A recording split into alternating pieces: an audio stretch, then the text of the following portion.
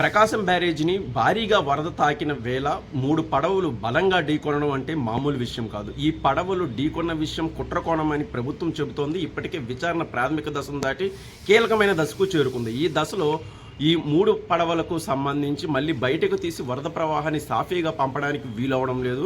ఆ 3 పడవలు బయటకు రావడానికి చాలా కష్టమవుతోంది. దీనికి ప్రభుత్వం పెడుతున్న ఖర్చు, ప్రజాధనం నుంచి ఈ పడవలను బయటకు తీయడానికి పెడుతున్న ఖర్చు ఎంతో తెలుసా? ఇప్పటి వరకు అక్షరాల 80 లక్షల మేర అయింది.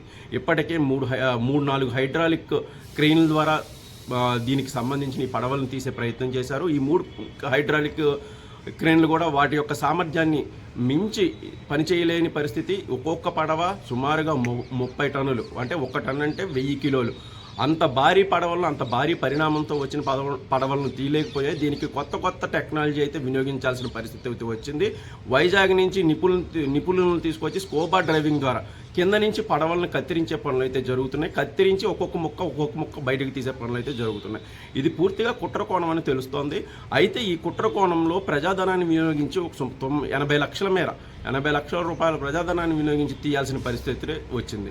అసలు ఈ కుట్రకోణం ఎలా జరిగింది, ఏమిటి అన్నది పక్కన పెడితే ఇప్పటి వరకు మనకు అందుతున్న సమాచారం ప్రకారం ప్రాథమికంగా హైడ్రాలిక్ వెయిట్లు, అంటే ఈ సమాంతర వెయిట్లు మాత్రమే దెబ్బతిన్నాయి. ప్రకాశం బ్యారేజ్ యొక్క పునాదులకు ఏమీ కాలేదు అని తెలుస్తోంది. అయినప్పటికీ పునాదుల్లో కూడా ఇన్ని రోజులకి కనీసం బ్యారేజ్ దగ్గర నుంచి కదలని స్థితిలో ఉన్న పడవల వల్ల కనీసం ఓన్లీ కౌంటర్ వెయిట్లు మాత్రమే దెబ్బతిన్నాయి అని చెప్పడానికి ఏం లేదు. దీనికి ఏమైనా పునాదులు ఏమైనా దెబ్బతిన్నాయా, దానికి అత్యంత వేగంగా మరమ్మతులు ఎలా చేయాలి అనే విషయం అయితే ప్రభుత్వం వెంటనే జలవనరుల శాఖ నిపుణులు అయితే పరిశీలించాల్సిన అవసరం ఉంది. ఎందుకంటే ప్రకాశం బ్యారేజ్కి ఏమైనా భద్రతకి ముప్పు వాటిల్లితే దాన్ని మళ్ళీ నిర్మించుకోవడం కానీ, దాన్ని మళ్ళీ బాగు చేసుకోవడం కానీ చాలా పెద్ద విషయం.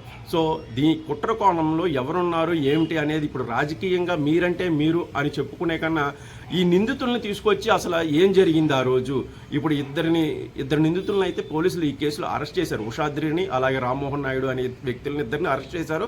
ఆ వ్యక్తుల్ని మీడియా ముందుకి, ప్రజల ముందుకి తీసుకొచ్చి ఆ సీన్ రీకన్స్ట్రక్షన్ అయితే చేయాల్సిన అవసరం ఉంది. గతంలో ఈ పరిస్థితి ఉండేది. అయితే సుప్రీంకోర్టు ఆదేశాల మేరకు నిందితులను ఎప్పుడు మీడియా ముందు ప్రవేశపెట్టొద్దు, ప్రవేశపెట్టినా సరే వాళ్ళ ముఖాలు కనిపించకుండా ఉండేలా చూడాలి అని 2012లో జరిగిన ఒక కేసులో సుప్రీంకోర్టు కీలకంగా వ్యవహరించింది. దీంతో అప్పటి నుంచి పోలీసులు నిందితులను ఎవరిని మీడియా ముందు ప్రవేశపెట్టడం లేదు.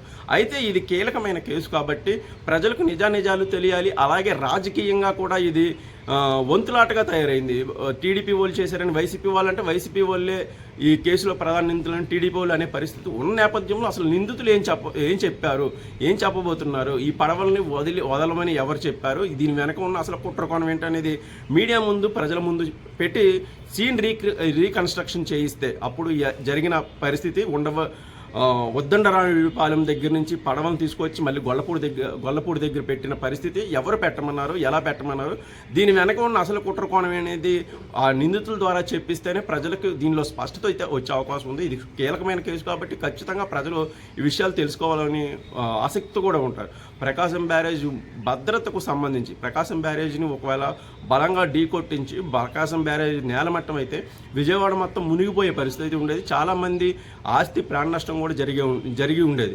ఆ విపత్తు పక్కన పెడితే అసలు ఇంత దారుణమైన కుట్రకు పాల్పడిన వారు ఎవరు, అసలు వాళ్ళ మీద ఎలాంటి కేసులు పెట్టాలి, ఒకవేళ మన భారతదేశ చట్టాల ప్రకారం నేరంలో ఉన్న వాళ్ళకంటే నేరం చేయించిన వాళ్ళది చాలా కీలకం అవుతుంది. కాబట్టి దీని వెనక ఉన్న అసలు కుట్రదారులు ఎవరు బయట పెట్టాల్సిన అవసరం ఉంది.